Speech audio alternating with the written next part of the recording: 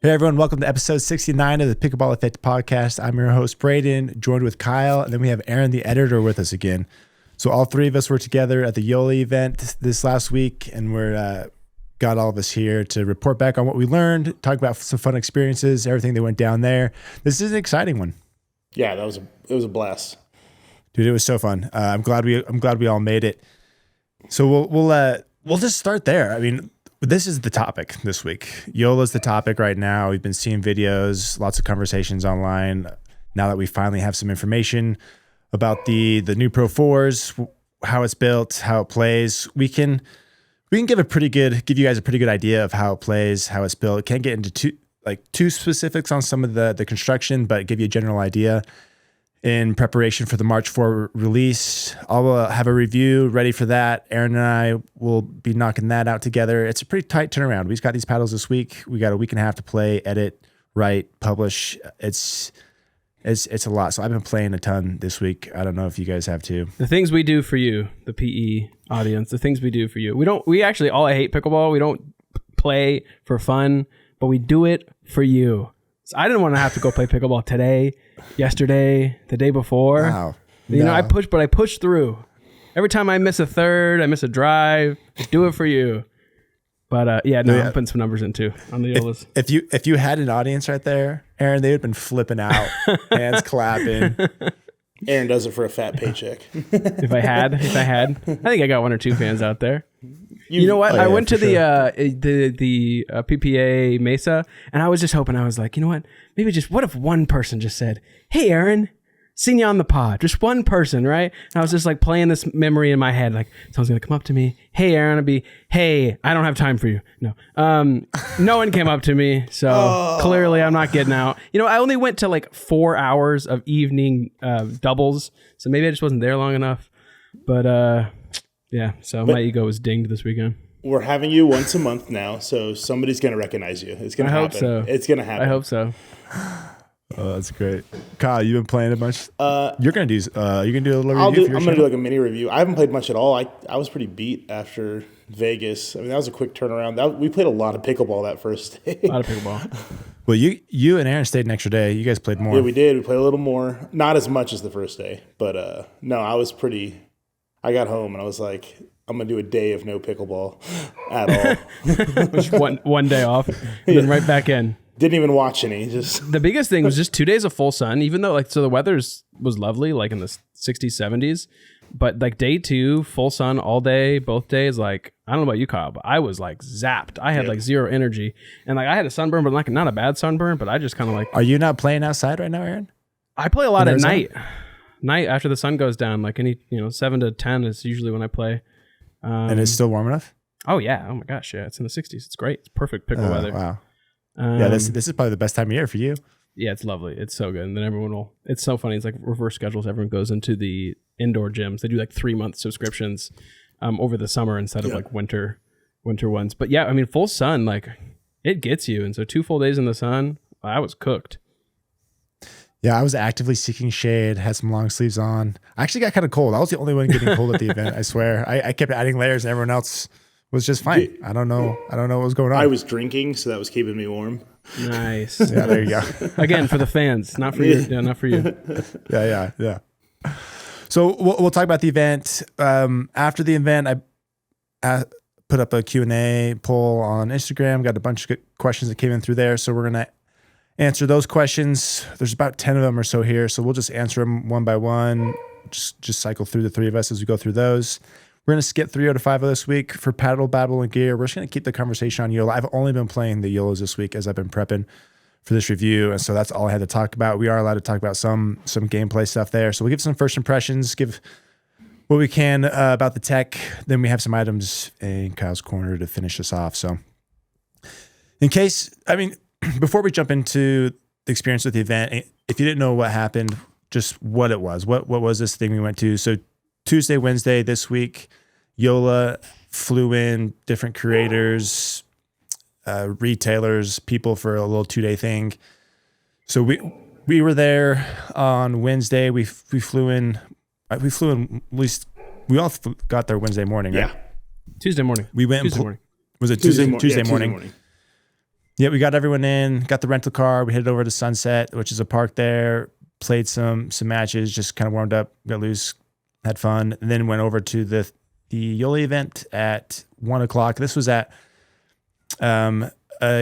so Jack Pickleball. If you guys follow him, he has an account. He's a JOOLA sponsored young kid. This is his parents' house. He's been with JOOLA for a while. I've been following him on Instagram for a minute, but anyway, it was their house, really beautiful location. We were just in their backyard. They had 2 courts, a nice, I don't know, what do you call that was a guest house, like a casita building, like a guest house. Yeah, a casita. I'm an Arizona guy. I know this word. That's a casita. Not because I own one, but I've seen them. Or a mother-in-law quarters. It was about as big as my house. My house is 1,600 square feet. I'm sure that you thing was live at least in the 1,600 casita. square feet. You are the casita. I am. I'm very familiar with casitas. Very familiar. And so there was about 15 or so JOOLA employees there. We did lunch. They did a presentation. They gave us the paddles. We went and played. And then later that night, Andre Agassi comes. They kept leading up. They're like, someone special's coming. We're like, is it going to be Andre? Like, please be Andre. We wanted it to be him. We were for sure. He's probably a busy dude. I bet he's got stuff going on. And they diffused every time. They're like, no, it's not going to be Andre. It's not going to. They were looking at us like, you wish. They were like paddle gaslighting all day. They're like, right. Andre's not going to come. You know who Andre is. You know who Andre is. He can't show up to these things. You guys, there's 10 of you here. He only shows up if there's minimum 500. And so he shows up, and I was freaking out. I'm a huge Andre fan. I've read his autobiography, and I was very starstruck. But we'll talk about that in a minute. And then we all flew home the next day. I think you guys hung out, kind of stayed there a little longer. But the purpose of this thing was just get the technology, or just for them to pitch their vision of the paddles, the company with creators, other people going on. And they did this last year. There was a lot more people this year in terms of media and whatnot. So JOOLA's done this. Aaron and I met doing it at a Proton event like this. I bet this gets more common. Adidas already contacted Kyle and I this week. They want to do something like this now. Ooh. So these types of events I bet are going to get more and more common as time goes on. But so much fun. Like, people we've been talking to online, different creators we've never met in person. We all have a big group chat that we talk to people there, but it's fun to meet everyone in person. But so it was just cool in a lot of ways. The people made it great. It was fun messing with the new paddles and just experiencing that. And of course, Andre being there was a big deal. So that was the event. What were some highlights for you guys, Kyle? Like, when you think of the event, like what was cool? So the things that were cool to me, meeting all the other creators was super cool. It was cool to see that, like, they are all very much the same that you see behind the camera. Like, I feel like everybody, except for Lewis. I'll say, other than I would say David from Tickle My Pickle is way funnier off camera. He's a funny guy. So meeting all the creators was cool. Meeting JOOLA was actually way cooler than I've always been very critical of JOOLA, and their employees were not what I expected. Like, I expected them to be like, I look at JOOLA and I think of this like massive company, like straight back, yes, hands behind their back. They're like, hello, we're JOOLA. We make paddles for $280. They're Swedish. We are JOOLA. A little bit. Like, I did envision it is that. originally a German company, right? Yeah. No, and it's kind of how I envisioned it. Like, I envisioned kind of like stuffy pantsuit type characters, and they were all nothing like I envisioned. They were all very cool people. Just kidding. Worse. No, very cool people. It was fun to talk to them, see their vision, and they were just more, way more down to earth than I envisioned for that big of a company. Yeah, it kind of humanized them a bit. Absolutely. But I didn't get that last year with them. I feel more connected with what they have going on, the people that work there. I have relationships with them now that I didn't get last year for whatever reason. And no pros were there this year. It was just the employees. And so maybe that was an element because we were playing with the employees, talking with them the whole time. And that was neat because last year it was very much the opposite, where we were trying to talk to the pros, make content with them, and all the JOOLA people were kind of on the outskirts. This time it was very much mixed and a little less formal in some cases that way. So yeah, I agree. That was really cool getting to know everyone. And Richard in particular, he's the CEO have a little story with him, but getting to know him was really cool. I feel like I'm friends with Richard now from an interview, and Aaron and I playing a game with him that was really fun. But yeah, Aaron, what about you? Yeah, absolutely. I remember when I first heard that the pros weren't going to be there because they were, originally it was going to be in Arizona, and then they relocated to Vegas for Agassi. I was disappointed, but I do think it kind of lended to the fact that we were all able to like connect more, that there wasn't that stigma of like, hey, we're around some pros. And so we all kind of to a degree felt like equals. So I really agree. Like, just the community of pickleball, I think that we can all attest to why, that's part of why we love the game so much. And so again, I had a very similar view of JOOLA, straight laced, like scary empire rolling up in their Star Destroyer, and they don't have the time of day to talk to us, right? Like, like we are Imperial March. Yeah, exactly. But they were just like people, and I don't think I just expected that. Again, pickleball is small, and there's just oftentimes because we live in pickleball that we forget it's small. And JOOLA to a degree is still a really small company, right? So they don't have a huge team. They just have a few people in each role. Obviously, I know it's expanded a lot. They have 300 employees. But still, 300 is a year ago there was less than 50. So they've grown a bunch. But no, I see. But you could feel that. You could feel that it was a small, intimate company of just people who really cared about pickleball and were courteous enough to invite us out and just talk to us. You know what I mean? It didn't feel like there was any question that was off limits, or if we asked them about the Gen 3 debacle, we were going to get our throat slit or taken to a back room or anything like that. They were all very open and honest, and they were self-deprecating about their failures and excited about their future. And so that all is an outside, they really won a lot of favor with me. Again, it has nothing to do with how the paddle performs. I think we can keep that separate. But as far as the company, they were really wonderful to be around, and I think they have a really cool team, and they obviously care a lot about pickleball. Yeah. Every single employee, at least the ones I had talked to, had some connection with pickleball prior to working with them, which I think is neat. But no, I very much agree on that sentiment. I think they won a lot of people over that way that maybe folks didn't expect from maybe experiences last year or whatever. But yeah, it was really cool that way, and it was to your point. I loved how open they were about feedback they received, the challenges they were facing, and how they're facing those, fixing those, and it was definitely kind of won you over that way. All right, so any particular games? Maybe it was Agassi, I don't know, something. Kyle, tell us a story from the event. Playing Agassi, that was the highlight. I assumed he was going to be the special guest, but I didn't think he was going to play with us, let alone that I was going to have to play against him. First game, right? Wasn't that first game? You played a couple with him, didn't you? No, I played the second game with him. The first game was him and Chris against Tickle My Pickle and Lewis. Oh, and Lewis, yeah. And then the second game was Isaac and him against me and BK. And I think I was 6 drinks deep, but I wasn't going to say no to playing against Andre Agassi.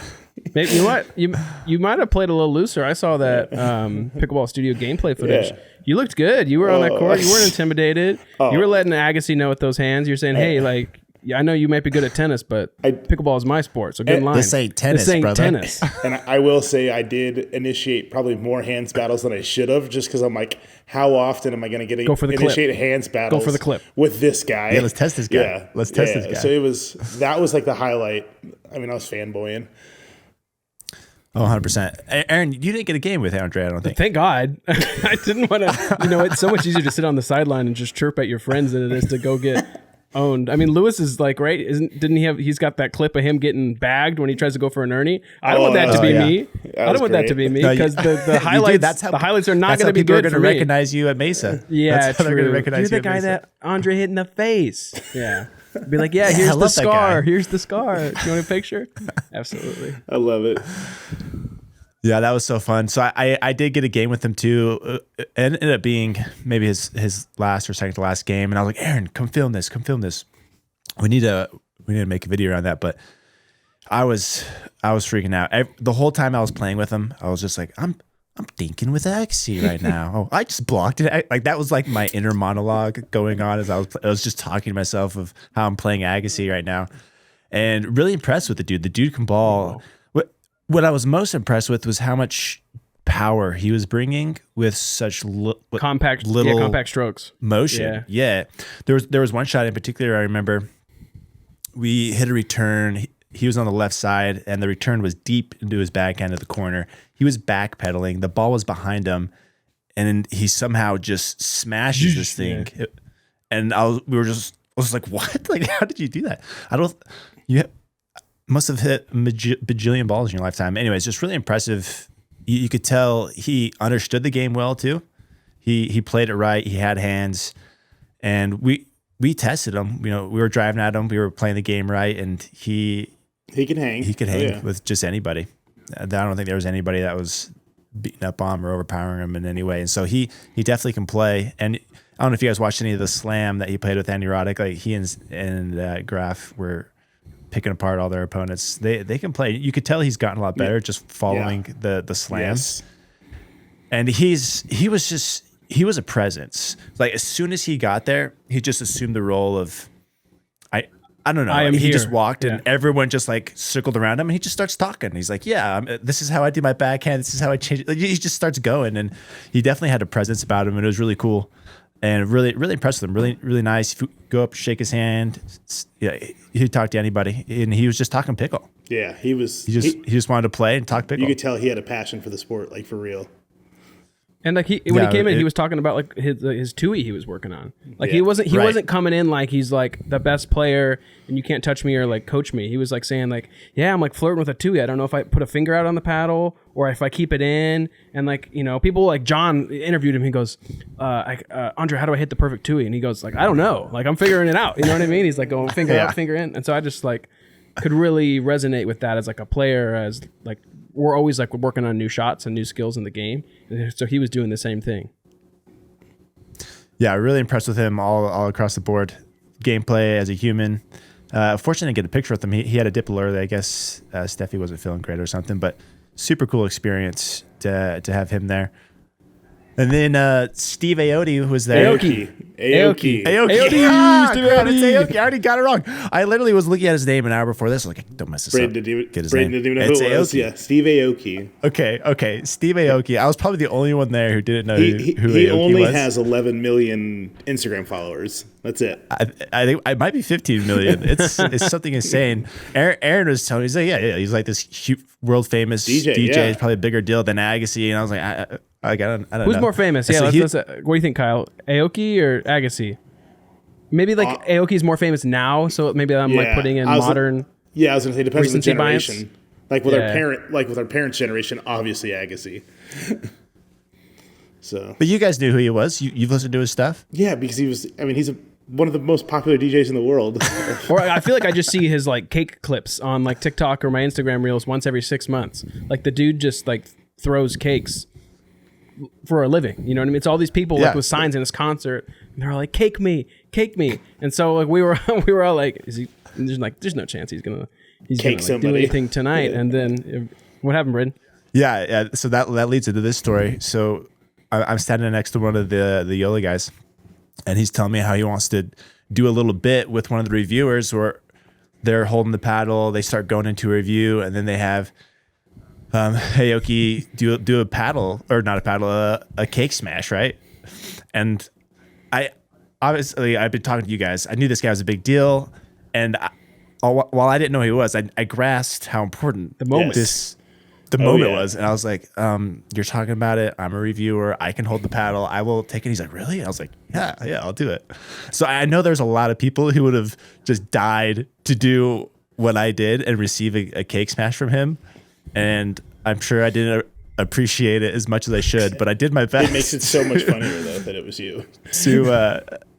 To appreciate how monumental this was. So we do it. They give him a cake. They get set up. Everyone's watching. I'm getting a little nervous. Aaron's like, "Braydon, you got this. Just we got one shot. We got one shot." And so I only say like 5, 6, 7 words, and then Steve comes in and knocks you out. Just drills me with the cake. But the cake, like when you think of a cake, you think it's gonna be fluffy and nice and explode on your face, and it's gonna be like this frolicky, happy moment, right? No, this thing came out of it's like a brick, the like refrigerator or the freezer or something, maybe an hour before this. Yeah. I don't think when I looked at the cake after it hit my face on the ground, I don't think I broke the icing. No, it's still. I don't think I made it. The cake was fine. I don't think I made it into the cake. was fine. I just took this blunt force cake to the face, and it was. I felt it. Luckily, no injuries. Concussion, courtesy of Steve Aoki. You get a concussion. Aoki was great. He was hilarious. Afterwards, he like turns to the cameras. He's like, "That cake was not Steve Aoki approved. That was not me." we learned later that he gets like custom cakes with something that helps it so it flies off his hand at all of his concerts. But yeah, so I go and watch some of his stuff afterwards, some of his reels, on his Instagram. His crowds are huge. Massive. Yeah. Massive. And I still don't understand how unique that moment was, but I know it was a big deal. I'm sure people are gonna laugh at me listening to this. In those clips, man, he yeets cakes. Like he's doing he's the Tom Brady of cake throwing. You know what I mean? And I will say, he likes those things. He didn't have the best throw. It could have been a bad cake, no doubt. But he maybe got you with the, he didn't hit the sweet spot of the cake. He hit the lower third, right? It was the lower third. It was kind of the upper half of my face too. You didn't get domed. No, it could have been more square and more damaging, but it kind of slid off a little bit. Maybe that's a good thing considering what kind of cake we were working with here. Right. Well, that's why he got round 2 with Richard. Yeah, there was a round 2. The cake was so fine that you could pick it up again. They reused the cake because it was still in good condition, obviously. But they changed their method, so they went up to Richard, the CEO, and held it there and smushed him rather than a blunt force hammer throw. But still, how many people? Only a handful of people can say that they've taken a cake from Steve Aoki. So you are on that list. I don't know how many people can say they've taken one straight to the face. I mean, there's one thing of being hit in the crowd. There's another of like a personal face smash from him. Handful of people. Maybe even less. I want to be less. I want to be in like top 3 here. How many pickleballers? Probably the most only undeserving. The only pickleballer there. Yeah, I was the most undeserving person, but I seized it. I took it, and it felt great. I'm really happy about it.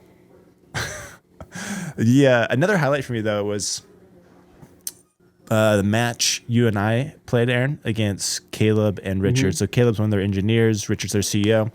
I think you and I were just hitting, Aaron. We're just we hadn't had a chance to hit yet because we were interviewing their whole team. Everyone else was kind of already playing. And so we finally had a chance. Then we kind of flip-flopped and we came over and we were just like hitting the paddles for the first time. And then Richard and Caleb came over and we're like, hey, you guys want to get a game? And we did. Yeah, so Caleb and I win that first one. And the second game, you could tell Richard was like, I can't lose. He turned it up a bit. Caleb and Braydon. He turned it up a bit. And so he can play too. I was really impressed with Richard. I had got him down the line a couple of times. And so we get to the point with, that speed up mind game. We're like, okay, he's gone down the line. Where's he going to go next? And then I get one down the middle. And then after I get that one, I'm like, okay, I think the line's open again. So I go there a couple more times in that second game, and he just smushed him. It was so good. Yeah, he crushed it. And he's a lefty too, so we were dual lefties again. You always love it when you get a lefty to play with. But yeah, you tested him one too many times on that line. I did. You got learned. I should have kept going to you, Aaron. Oh, for sure. Yeah, that would have been that was a point factory on my side. But Richard held his own. He was good. He could smack the ball too. So super fun to play with. Solid player. He had a complete game. There really wasn't like something I was picking on. Yeah, that was a ton of fun. So we end up going to game 3. You guys win that second game. Mm-hmm. We go to game 3. We switched at 6 and everything. Both teams start stacking. Like it got really intense. And I think you ended up winning. It was 11-8. Pulled it out or something. Yeah, it was close. It was really close, and it was really fun. And then right afterwards, we went and interviewed Richard, and I think that played well into the interview because you could tell that kind of loosened the tension between us and him, and we felt like friends now after that, and the interview went well. And so that was a memorable game, cool experience getting to know Richard because Richard's a little more reserved. Yeah. He wasn't out there working the tables. He's not like a Charles from Proton at all. Very, very opposite. And so getting to know him that way, and the rest of the night, we went up to him pretty freely with questions or just when stuff was happening, and felt very natural and really cool that way. No forced conversations, kind of like it was before that. And so that was really neat, and I enjoyed that matchup. That was competitive. It was fun. We were all sweating, dude. And enjoyed that. Caleb wore jeans the whole event.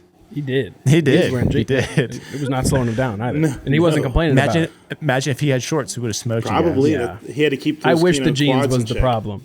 I wish the jeans was the problem. I think Richard just would have carried harder sooner. We would have been fine. Admittedly, that wasn't Aaron's best game.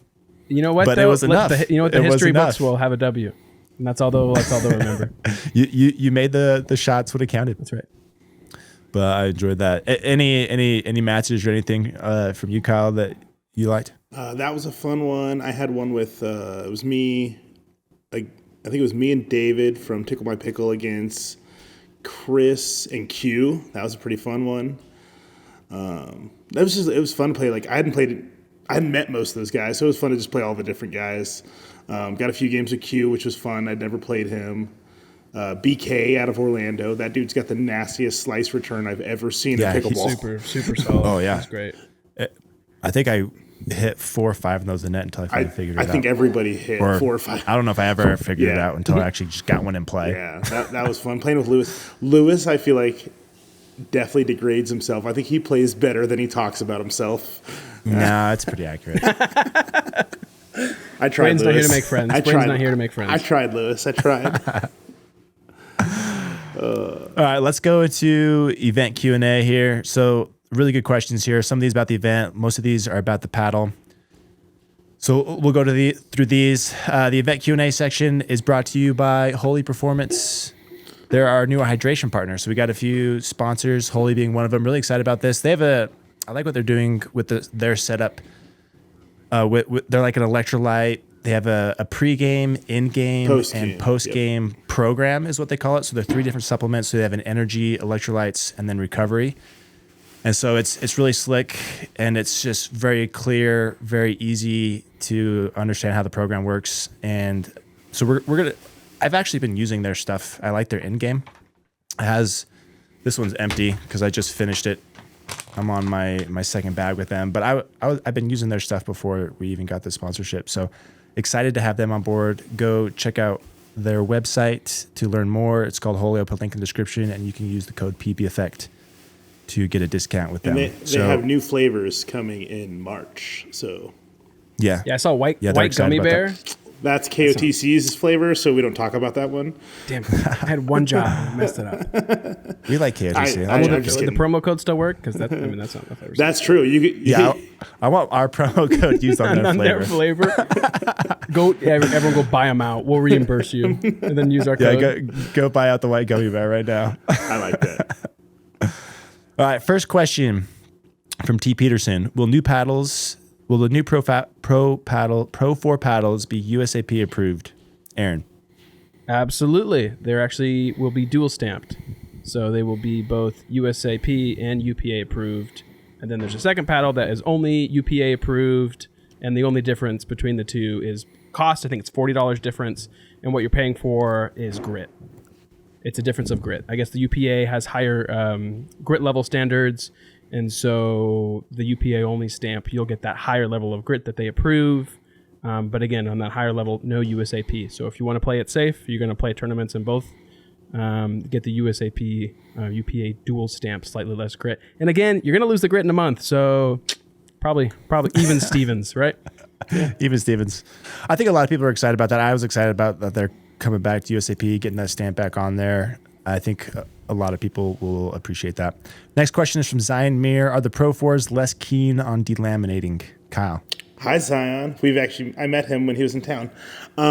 Yeah, he's owns a pickler. He owns a pickler, yeah in Utah. So, yes, they will be less likely to delaminate because they have ditched compressing their cores.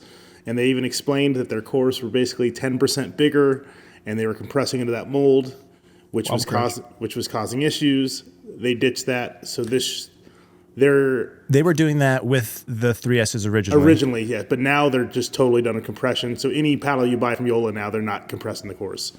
So the Matiers were compressed. Yes. The 3S's were never compressed, right? Yes. And they're going to stay that way. Yes. So delamination should be, like, it's still a possibility, but it should be way less likely than with that compressed core.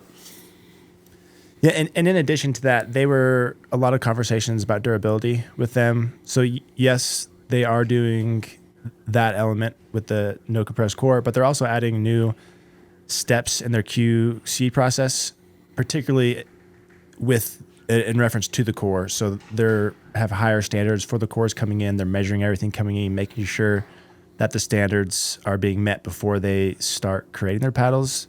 So before, I imagine they just said, hey, let's not do the compression thing anymore. But now they're adding extra steps in the QC to ensure that that's happening. And there's other things they're doing that they did in their R&D process, looking at increasing durability, like their 1,000 hit tests. So they're doing other things to improve that. Of course, we'll find out more as these paddles hit the market, but they were very aware that that was a challenge and an issue that they've been dealing with, and they've been actively trying to improve that. Okay, next one is Shane P6K. How does the pop and power compare to the 3S? I got this one. So I ran my power and pop tests 2 days ago, and they're going to launch with the Perseus and the Agassi models. I just did the Perseus models and compared them straight across to the 3S models, the Perseus 14 and 16. The numbers were very, very close. So playing with them, you can't tell a difference in the power and pop. The power and pop is still there. I would just say Different feel. But same level of power and pop as the 3S models. No change there. Next question is from KGK Multimedia. Did they have anything to say about Fed going back to old reliable? Aaron. Yeah, so they said a lot of things. I think the biggest thing is they were just disappointed. I think they had really great relationships with Fed. He obviously grew a lot in 2024, and so I think they were just very disappointed when he, chose to leave. But we also heard even some people on the JOOLA team say, like, I think if I was him, I would have done the same. And so I think the biggest thing that I got from them that really made sense was Fed needed to get out of Ben John's shadow, and the really biggest way he could do that was to go be a Ben Johns with a different company. And, as an outsider, who's better than Adidas, right? Like, we know Adidas. And so as soon as they figure out the paddle thing, maybe the shadow can start to go away. But I think that's the biggest. So one, cha-ching. And two, he wants to be the man. And so can you blame him? Start building his own brand better there. All right. Next question is Nickel Boof. Will the 4 be worth the upgrade from the 3S? Kyle. I'm the perfect person to ask that. I think absolutely. I don't like the 3S. To me, the Pro 4 was much more forgiving, and it didn't feel as stiff, which is my biggest gripe with the 3S. So for me, yes, because I feel like the sweet spot's bigger, and I felt like it played the same power level, but it was a tiny bit softer or smooth. Yep. So I think yes. Upgrade, not just not have a 3S and you're curious, but like own a 3S, thinking about getting the dual stamp. You think it makes more sense to go Pro 4 over dual stamp 3S? I think so. For me, if I'm the one buying the paddle, yes. Yeah, all right. Next question is Hersher Ed. What will the price be? I'll take this one. So all the Pro 4s are going to be $279.95, and then that's I believe that's for the UPA only and the dual stamp for the 4. For the new yes. ones. For the 4. For the 4. Yes. For the 3S is going down to what? 230, 239, I think. The 3S dual, when they release that in Q2, is going to be $239.95. I believe the UPA version is going to be a little above that. So they'll have a few different price points. 4 is going to be $279.95. 3S dual will be $239.95, and then the 3S UPA, I think, is $260. But no price increase, so we're not climbing above that $280. Yeah, they're holding firm there and bringing the other stuff down, and then they're going to sunset their Gen 2 paddles later in the year. They said there'd be something to which replace Ben has been using in singles. I saw that. So I wonder if they'll keep making that for him. Well, Okay, next question. I was just going to say, they said they do have something that is going to replace those Gen 2s, and I'm sure that's because Ben probably prefers that for singles, so they haven't announced it yet, though. Okay. Next one is from 90s Dink Drop. Is the 4 coming in all shapes, or is there new shapes? Aaron? Yes, it will be coming in all shapes, but they will only be launching with the Perseus 1416 and then the Agassi Pro 1416. So sometime in April, I think you can pre-order all the shapes coming March 4th, but they will not ship until April. Then we'll have the same shapes, Hyperion, Magnus, Scorpius. And there was some rumors that the Hyperion shape is shifting. It is not. It is the same elongated arrow curve. They're not going to a true hybrid. So all shapes shipping April.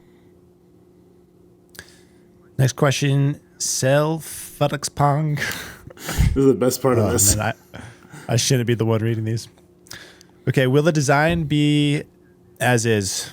I think they're just talking about the one Ben's been playing with, the ones they're seeing on TV, or will the graphics be different? Those are the graphics we were shown. Yeah, Kyle? Yeah, I was going to say those are the graphics we were shown. They didn't indicate there'd be any changes for either the dual stamp or the UPA. That's what we're going to get.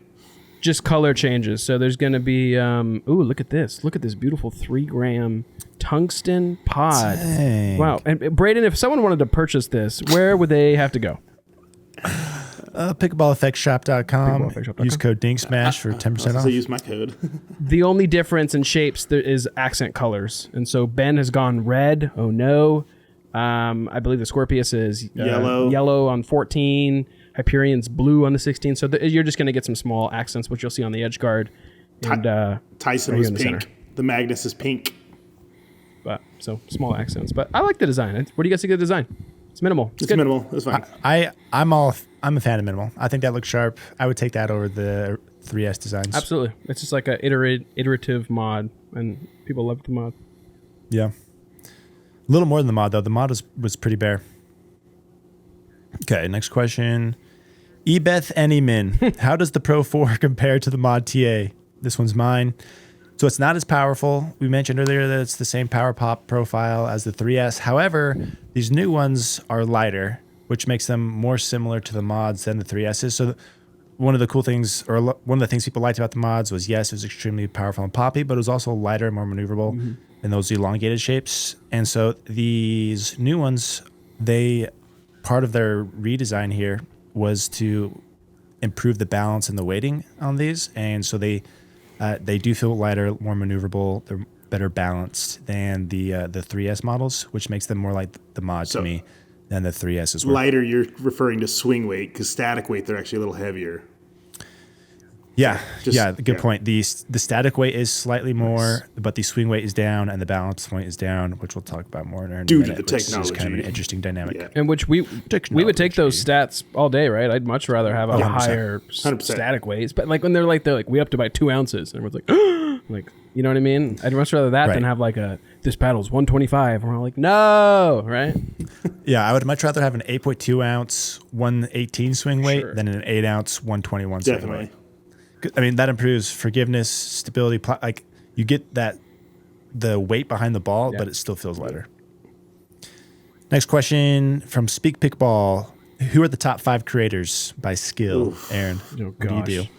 Well, I wouldn't put myself in the top 5. I'll say that much. I don't think I like to rank people. I think everyone is wonderful in their own unique ways, and I'll toss this question to Kyle. That's fine. I'll do it. I have no problem. Okay, let's not rank. Okay, this is number 1, this is number 5, but the top 5 is value. Yeah. Who'd you put top 5? So I'm not going to go who's the best. I'm just going to go top 5.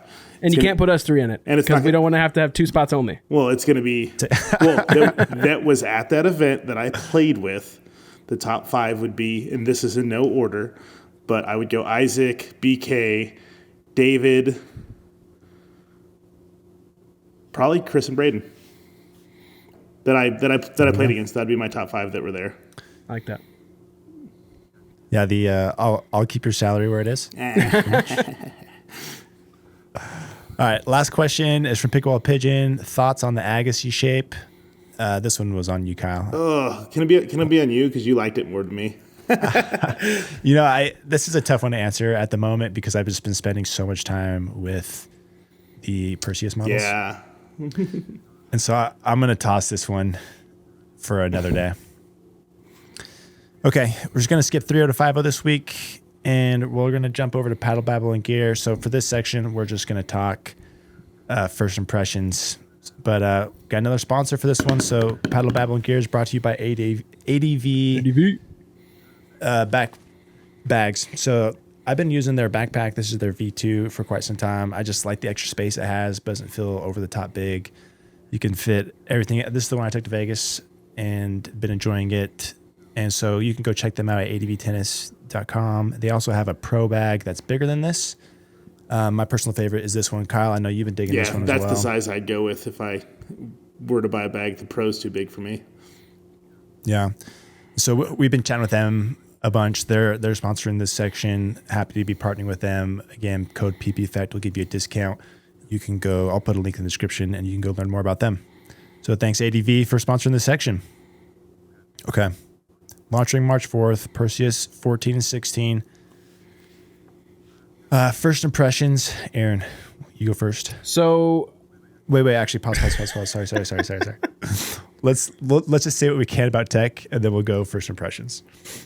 So, some people might be surprised that this is not a gain in power and pop. It's this similar profile there, but it makes sense. They were already kind of at the top of the food chain there, so they're staying there. So, what do they do next? You're going to innovate around fill. You're going to innovate around balance. You're going to innovate around performance other than power and pop, which is what they did. And so they have a new system called TFP, which is so easy to remember just because the flying pickle here goes by TFP. Yep.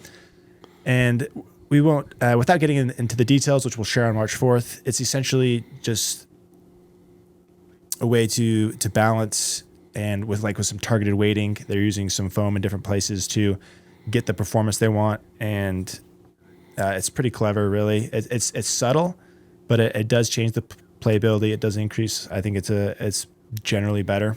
And so they're able, like we've talked about this with other paddles, how we like that brands are being more specific with the weighting. There's targeted weighting. It's not just slapping, foam around the tire or perimeter. So it's intentional.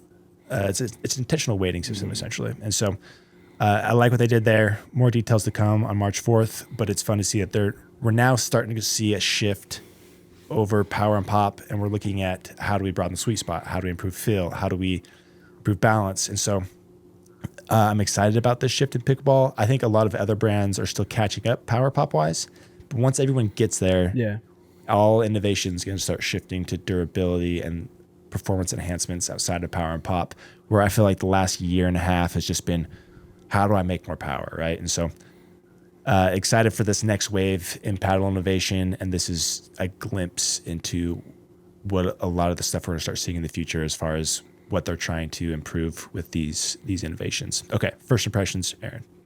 First impressions. I did not enjoy any of them while I was in Vegas, and I think it was just playing bad with you guys, and it had nothing to do with the paddles, because the first day I played the Perseus that I got home, I loved it. It was the first JOOLA that I've enjoyed since the Gen 1 or the first Hyperion. You came home with the Perseus 14. That's all I got right now. That's all I got. 16. I hit the 16 there this week. Yeah, I hit the 16 a good amount when I was there, just because I would naturally gravitate towards a 16 millimeter. But I mean, the 14, it was like it felt great. It felt less diving boardy, which was a big con for me because I didn't have a big tennis background. And so it did feel like the sweet spot was a little lower on the paddle. It did feel a little bit more forgiving. And again, like I don't play with elongated paddles. And so when you're living in a standard or in a hybrid, it takes a while to adjust back to an elongated, at least for me. And so I adjusted to an elongated. It was the fastest I've adjusted to an elongated paddle in a really long time. And I didn't hate it. I wasn't like tortured that I'm not hitting the top third of the paddle and I'm really missing the sweet spot and I keep hitting off center. So I threw 3 grams of tungsten on the sides, and this thing is still super fast. I mean, I think the 14 twist weight came in around 5'9", so I'm sure this is hovering around maybe 6'3", 6'4", 6'5". But it didn't feel. It felt fast and it felt powerful. Felt like I could control it. I liked that I wasn't hitting a ton of outballs. I think that just lends to the 14. And it was just fun to play with. And so I haven't picked up a JOOLA in a while that I immediately just had fun with. And I really enjoyed playing with the 14 Perseus. And so I'm looking forward to playing with it more. I like that. That's those are good comments. A lot of the stuff you mentioned is driving with my playtesting here. So I do feel like the 14, that kind of jumpy diving board experience you get with the 16 is not the same with the 14. With the 14, you have to activate it a little more, whereas the 16, it's a little more immediate. It's just easier to get to that power. And so the 14 is, I thought, easier to pick up and play and control out of the box for those reasons. And you can't say that for too many paddles. This was also the case with the 3S series in that sense, where the 14 was more accessible, I think, in terms of control, and made it easier to play, and you could swing a little bit bigger. But then when you went like really hard, the power was available, because my power and pop numbers are very high for those. That's awesome. Kyle, what were your first impressions? So again, I've always been a little critical of JOOLA, and I loved it. And this is what's weird though, is I've always been a 16 guy. Like, my relationship with paddles was like the Selkirk Omni, the Vanguard, the Diadem, Warrior Edge, the Shogun, all 16s. And I didn't like the 16 Perseus. The 14 was perfect for me. And I even hit Anna Bright's Scorpius while we were there. And what I didn't like about the 3S Scorpius was I felt like I hit all my counters out. It was just so poppy, and I felt like it wasn't it was more controllable. Like, it wasn't weak, but I felt like it was like more controllable pop, and I don't know, that could be due to that new technology. But like, I'm sold on the 14 millimeter models of this particular line. I loved it. Nice. The 16 I hit out a little bit. Yeah. The 16. So when we were in Vegas, I played the 16 more than the 14, and then I've been playing both since I've gotten back. But in Vegas, I was controlling the 16 really well. I mean, it was outside, a little warmer. I think a little slower conditions than what we're used to here. As soon as I went to the Flying Pickle when I got back, I got that Gen 3 diving board. I was like, oh, there it was. I don't remember that in Vegas. And I was sailing stuff, and you have to dial it back and adjust. And it's always hard when you're switching to that. Like, with the 16, you have to make adjustments. You have to adjust your swing a little bit, because it flies. And you're swinging timid, and then as you get used to it, you can start attacking the ball a little more and using the power it gives you. You kind of start at 60, work your way to 80, get to 90%, and then you start swinging and playing normal. But I played this morning with the 16 and actually played pretty well with it. But I do pick up that 14 a lot easier than the 16. I think if you're comparing these to the Gen 3 models, it's pretty subtle. It's not this drastic change in playability, but it is a little smoother. I think you noted that earlier, Kyle. It's not quite as harsh. The Gen 3s are stiff and hollow. This one has a little more intuitive feel compared to that. It's still, I would say, on the stiffer side, but certainly not as harsh as the Gen 3s. I think it's more approachable that way. And so as far as performance-wise, I think that was nice. A little welcome change there as far as the feel went.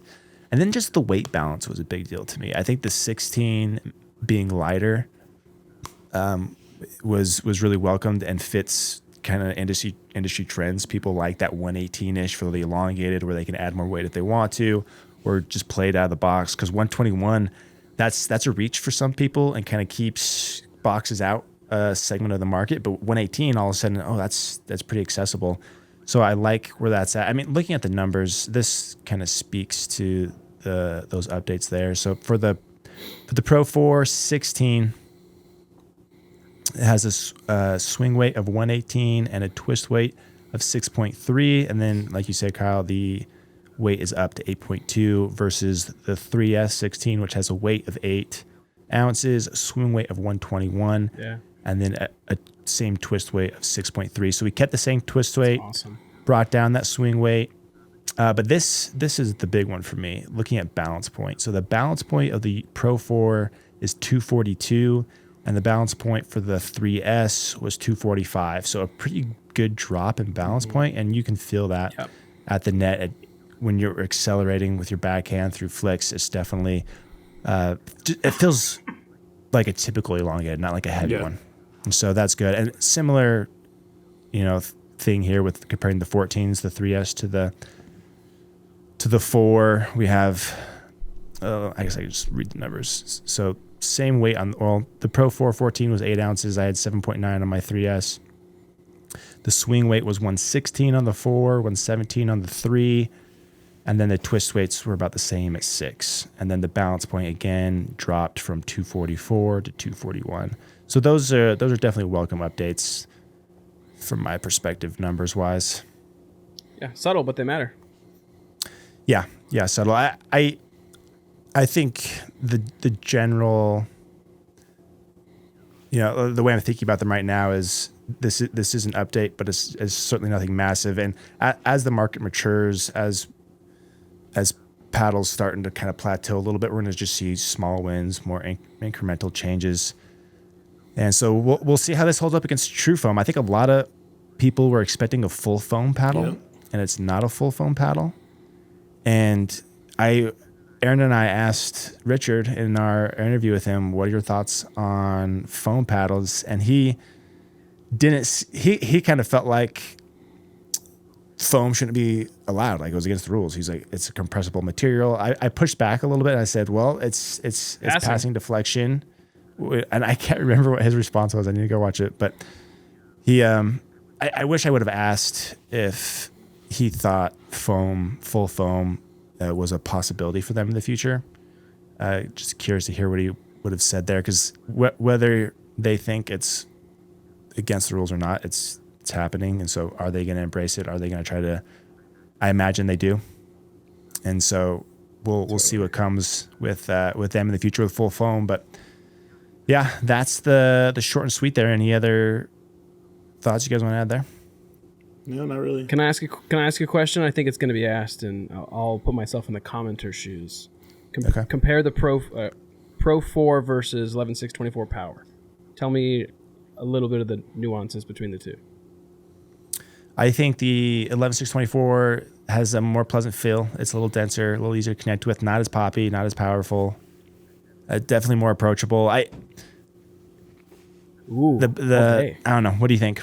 But if you want that top end power, if you want that easy access to power and pop, these are going to give you more. These are more offensive.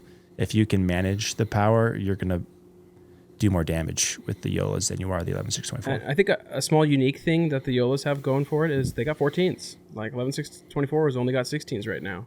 So I'd be really curious to see what an 11.6 the Power Series is like in those 14 models. Viper's a tiny bit heavy. I went back to it. It feels dense. It feels a little heavy. And then I switched. Obviously, I know it's a 16 versus this YOLA Pro 4 14, but they felt different. And so I'd be curious to see if there is 14 in the future for 11.624, or if not, then I think these 14 millimeters on the Pro 4s have a unique spot that the Power line doesn't. Yeah, that's a great call out. This Gen 3 style technology definitely has its advantages in the 14 more so than a Gen 2 style. Yeah. I think the way a 14 plays in a lot of ways can be more favorable than 16s with that dual edge foam. And so, yeah, that's a great point. You kind of had the advantages and options there where it's a little lighter, but that power and pop is still there. And you can kind of customize and work that a bit. So yeah, that's a great call out. Any thoughts there for you, Kyle? I think that the YOLA, for me, actually, this is the first time I said this again about YOLA. I feel like I sound like a fanboy. But I felt way more dangerous, and I felt like the power was higher than the Power Series. And I love my Vapor, but I felt like the YOLA's power was higher, and I felt like they finally got that amount of control that I want in the paddle. Because, again, I felt like I was spraying with the original Gen 3 stuff from YOLA. And I feel like with this new technology, I did feel like I had a little more control. It's the 14. But the 14 in the original Gen 3, I hated. Like, I tried the Scorpius. The Scorpius, I was pegging the back wall with my counters. I don't know. And, again, I guess I could have got better since then, too. But I just felt like it was good. That was actually something I thought about as I was playing these last few days. Because I started, at first, I kind of sucked with them. And then the next day I started playing again. And today I played pretty well with them. And I think back to my experience with these Gen 3s a year ago, I was horrible, my whole review with them. I just couldn't contain them. So I do think I've improved as a player, and I imagine you have too. And the fact that we've been playing with power paddles a lot over the last year, I think plays to that too. We're just a little more accustomed to it. But I do think that the level of power and pop that these offer, even in the 14s, I think the 14s are like we said, a little more controllable because that the power's not as immediate. But when you're stretched out trying to speed something up, you have to finesse it. It's pretty easy to leave those long. I've noticed that. Or if you're at the baseline and someone hits a drop volley and you're running into it and you're trying to, just kind of dink one back, that's tough to keep down with these because it requires the user to do a lot of the work. And so there are elements you give up and have to be able to do yourself with these because they're that juicy that maybe with like an 11.624, when I was stretched out hitting a roll volley or something, I didn't feel like I had to be over the top careful or super finessey with it. I could kind of just be a little free there. Whereas with the JOOLA, I got to be conscious of how much it could sell if I give it just a little too much. And so there's always give and take, right? Always. Okay. Any other thoughts here before we go to Kyle's Corner?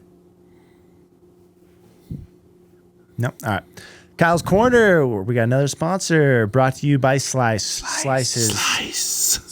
Kyle and I have been Slice fans for ages now. So they make those weighted butt caps. They replace the plastic ones to bring that balance point down and improves maneuverability, particularly good on elongated paddles. So they have the half gram or the half ounce, full ounce. Use the full ounce on elongated, half ounce on shorter stuff. And they also have these weights, sticker weights. The test weights. Yeah, they took the test off those, so it's just like a normal coin. So they have those as an offering now, which are starting to get more popular and common. And so go check out Slice. They utilize brass for their coins. Yeah, they do brass. All right, Kyle. All right, first up, related to actually flick weight and slice, because the last podcast I had read that rule from the UPAA about accessories that are attached to your handle needing to be covered by an overgrip, and if that would make these coins illegal. Flickweight reached out to me, and they had actually talked to UPAA about it, and the coins from Slice and Flickweight are good to go. So they answered my question because they saw the podcast. In the sense where it might fall off, or the sense where it might extend the handle or make the paddle beyond dimensions? I think if it exceeds dimensions, that's still going to be... They're so small, though. Like, I think you'd have to, put coin on top of coin. I think you'd have to try. I mean, some of their thicker options can get pretty... Or their heavier options can get pretty thick. We'll have to measure it. But, yeah, that's good to hear. All right, so let's talk about targeting. There's a new rule in the PPA. If you target basically above the shoulder, it is a minimum $2,500 fine the first time, and the second time, it's $5,000. It got called once during this PPA, but it did. Somebody is going to get fined. So what happened was Wyatt Stone got sped up at, and it hit him right here. Don Stanley called it and then corrected it because it wasn't quite high enough. So does it have to hit them or just be an attempt? I think it has to hit them. I think it has to hit them because it. So that warning shot that Ben did a few weeks ago, that would be fine. Yeah, we didn't hit him. That's legal. Didn't hit him. So it has to hit them in the face. So are people going to be out there just looking to take one to the dome? Yeah, because it does. It's not only a fine; it is like a fault. So you lose the point. So I'm not a fan. What does that mean for short people? People short versus tall people. Well, right? no, and that's what I was saying is what about Bobby Oshiro? When she's in her stance, her head's got to be or Elise Jones. They're hold the paddle down and just take it. Just happy go more it. 364 days till freaking hockey season. I'm not a fan. I'm not a fan of this rule, and the pros are making fun of it. It's a joke. I saw several times where they're like, "That's targeting. That's targeting." What do you guys think? Do you think this came about because of the Ben Johns thing? 100%. But then that's not even a fine.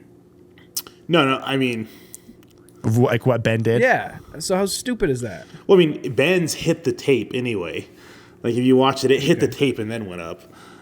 I don't think it did. It did. Yeah, go back and watch it. It grazes the tape. So that it went higher than he intended. Yes. But then, there's intent, and then are you going to bring intent into it? Well, like in the NFL, it's all about, what did he mean to do, and what was his intent behind it? And just because he got lucky with a net cord, Ben's in an interview, no, I was trying to hit him in the head, right? And so then it's is that 2,500? No, exactly. Well, no, Hayden's known for massive speed ups at the body. Yeah, I mean, Diascu ate some last tournament. Yeah, right? what if he misses by a couple inches? Which will happen. Yeah, I don't know. I'm not a fan of this rule. I mean, obviously they're trying to protect the players, right, from their perspective, but maybe required eyewear is the answer. Yeah, totally. Just get eyewear. It's part of the game if you get smoked. Yeah. No, and I think this is a call, and that's what I was going to get to, is I almost feel like if we're going to institute rules like this, maybe it's the time to go to eyewear, because I don't like that somebody can just, get hit in the face now, and they could argue with the ref that it was targeting. And now the ref has to make that call. Was it a penalty or not? And another delay, too. No, I don't know if you guys were watching yes. any of the Mesa tournament. So many delays. Yes. Related to this? No, but just in general. So I'm saying we're adding another rule that is reviewable, and then that's arguable. And so it's just that whole gamemanship thing. Yeah, exactly. That's a big part of tennis. You see that a lot with some players. They work that angle as part of their strategy, that gamemanship. So yeah, I mean, it's another way if players are of that mind, they could take advantage of that. Yeah. Interesting. Yeah, I mean, I get the I get the intent behind it, right? If we're talking intent here, they're trying to protect the players, but maybe there's a better way so that the players can play free, because you don't want somebody who's not you're never trying to hit someone in the face. No. I would think, for the most part, right? But if you got $2,500 on your mind, I don't know, is that going to throw people off? Yeah, maybe they're not going to go for some of their shot. Is that going to mess up the way they play a little bit? Well, it would mean, imagine you're not a big pro and you just broke through qualifiers. $2,500 is a lot more to you than somebody that's making $300K on contract. Now you're you put yourself in debt accidentally hitting somebody in the face. Yeah, I'm what about a net cord? It just hits a net cord and then someone gets popped in the head. Nah, there's no way that would count, because it's the net, right? I would think. Well, do you measure is there a certain amount of speed? What if I flick it into your face? But it would have if it would have dropped in. Where do you draw the line of what was considered what is targeted? There's a lot of subjectivity to this. Yeah. What if they have an abnormally large face? Right? What if you have a giant, a large head, statistically giant head? Yeah, I have a giant dome. Do ponytails count as head? But you're totally right. The subjectivity is, I think, we talk about the hip rule, or with Deckel really getting it.